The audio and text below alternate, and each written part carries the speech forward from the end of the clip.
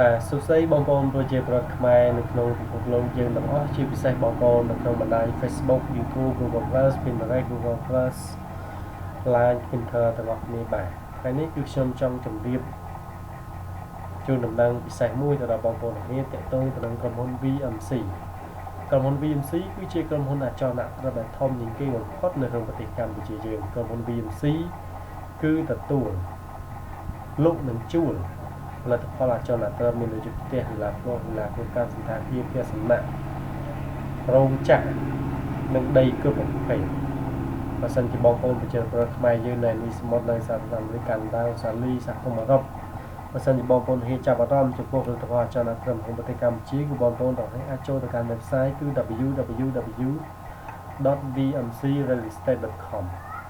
ចឹងថ្ងៃនេះគឺខ្ញុំសូមលើកដីមួយកន្លែងរបស់ក្រុមហ៊ុន VMC គឺនៅ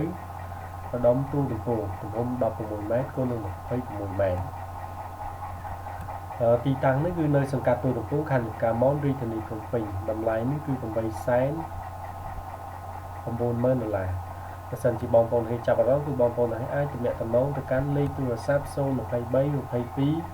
45 30 017 76 92 71 09 48 95 43ឬមួយក៏បងប្អូនអាចចូលទៅកាន់ website របស់ក្រុមហ៊ុនគឺ www.vmcrealestate.com បងប្អូនអាចឆែកមើលលេខកូដដីនេះបានគឺ0694បាទសូមអរគុណសូមជម្រាបលាបាទ